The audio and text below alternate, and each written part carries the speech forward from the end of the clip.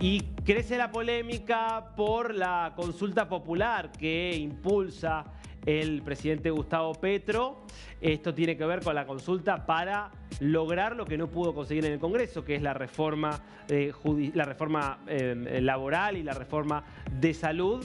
Pero ahora, con la idea de hacer una preconsulta, sería una preconsulta online. Raro esto que está planteando Petro, así que quiero ir a Colombia con Sergio González para que nos explique un poco esta nueva propuesta del presidente Petro. ¿Cómo estás, Sergio? Buenos días. Darío, un gusto saludarte. Así es, las noticias y lo insólito en Colombia no para, Darío, y esta vez viene por cuenta del Ministerio del Interior, quien dio a conocer a través de su ministro Armando Benedetti que se va a hacer una preconsulta digital. Es decir, el gobierno ya pasa de las urnas, que es lo tradicional, ahora se involucra con la era digital y lo que está buscando es, palabras más, palabras menos, que a través de un correo electrónico los colombianos puedan participar en una preconsulta diciendo cuáles serían las preguntas que ellos consideran deberían ir en esta consulta popular, que en este momento dio a conocer el propio Armando Benedetti, solo será para la reforma laboral, la reforma de salud, que en este momento, como lo hemos visto en las pantallas de DNews, hay una crisis en todo el sistema. Claro, eso no se va a tocar, solo se va a hablar del sistema laboral en Colombia y con las propuestas que había traído el articulado del gobierno que se está debatiendo en el Congreso de la República y que la Comisión Séptima del Senado decidió en votación democrática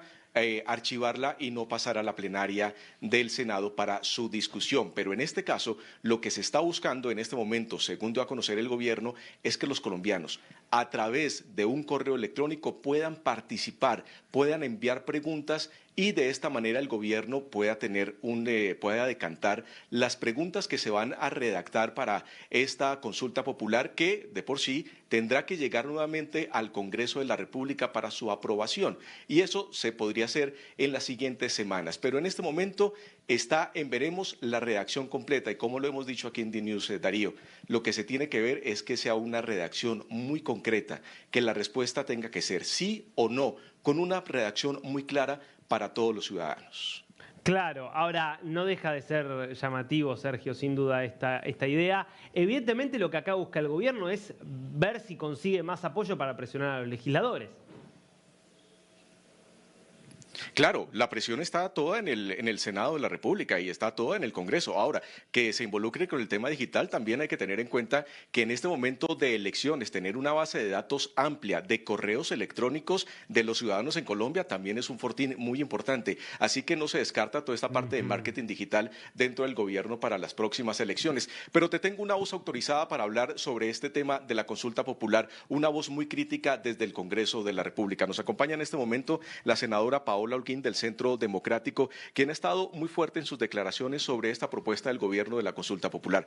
Senadora Paola, gracias por estar con nosotros en DNews. No, muchas gracias a ustedes, un saludo a Darío y la verdad es que estamos muy preocupados, primero, porque pareciera que esta es una forma de romper el equilibrio de poderes, los pesos y contrapesos y de bypassear un poco las decisiones del Congreso. Justamente hablemos sobre eso. ¿Es necesaria esta herramienta democrática de la consulta popular después de que en el Congreso se archivara la reforma laboral? ¿Ustedes la ven necesaria?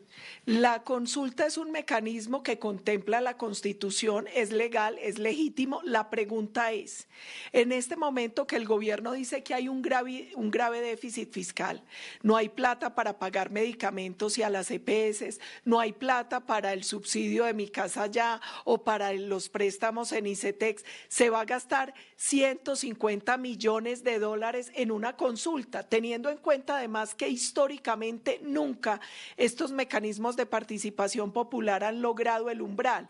Normalmente han oscilado entre el 25 y el 35% del censo y requiere la participación del 50%. Muy bien, en ese dato, Darío Televidente, estamos hablando de cerca de 13 millones de colombianos que tendrán que votar favorablemente para que esta propuesta del presidente Petro se pueda realizar. Darío, la senadora Holguín ya te escucha para las preguntas desde nuestros estudios en Buenos Aires. Senadora, ¿por qué? ¿Qué cree que busca realmente el presidente y el gobierno detrás de esto? Porque la sensación es que va más allá de lograr la aprobación de estas reformas. Pareciera que hubiera algunos otros objetivos políticos. ¿Qué es lo que está viendo usted?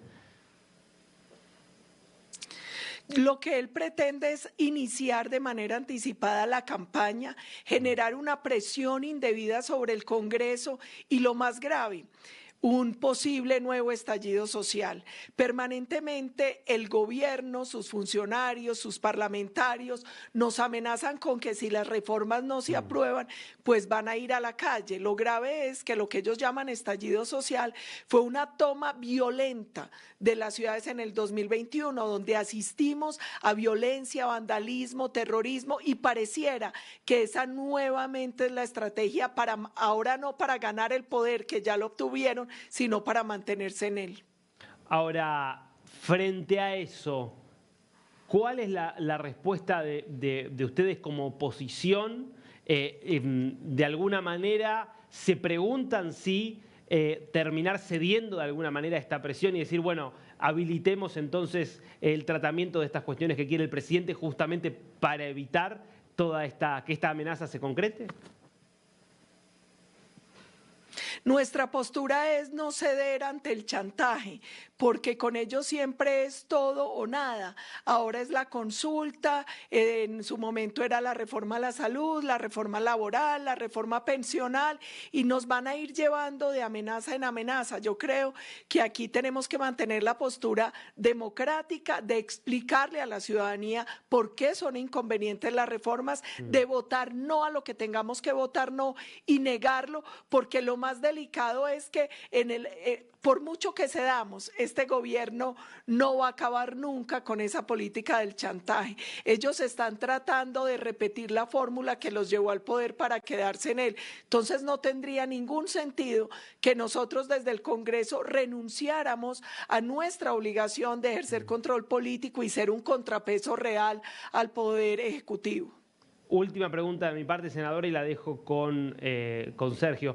En concreto, las consultas populares, ¿se van a realizar o no?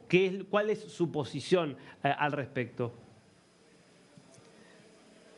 Yo creo que en el Senado se va a negar la posibilidad de la consulta. Igual tenemos que esperar que se abra del debate, saber cuáles van a ser las preguntas que el gobierno va a hacer y si se llegara a aprobar el mecanismo, pues lo más probable es que tampoco logren el umbral que no se ha logrado en 3 mecanismos de participación popular como este que ya se han hecho en Colombia, donde vuelvo y repito, la participación ha sido entre el 25 y el 35% siempre.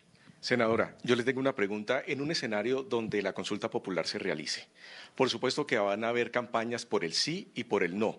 Y por la abstención. O por la abstención.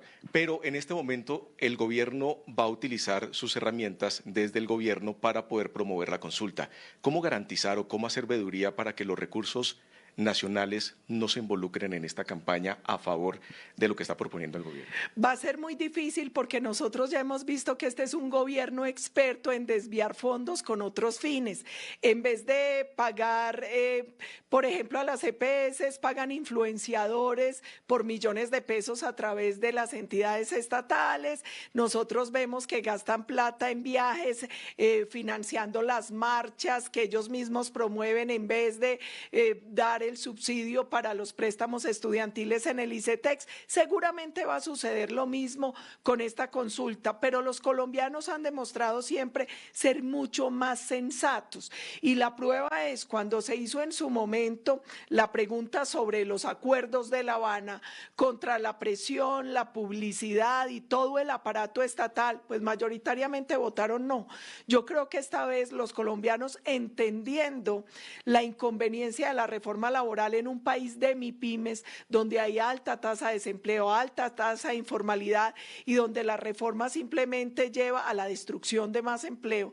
Entonces, seguramente los colombianos no la van a apoyar.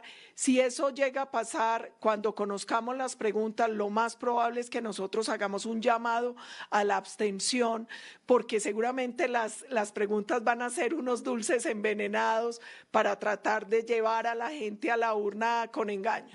Muy bien, pues senadora, gracias por estar con nosotros aquí en DNews y conversar con toda la audiencia en Latinoamérica esta situación que se está viviendo en la consulta popular en Colombia. No, muchísimas gracias y el llamado a la comunidad internacional es que estén muy pendientes de Colombia.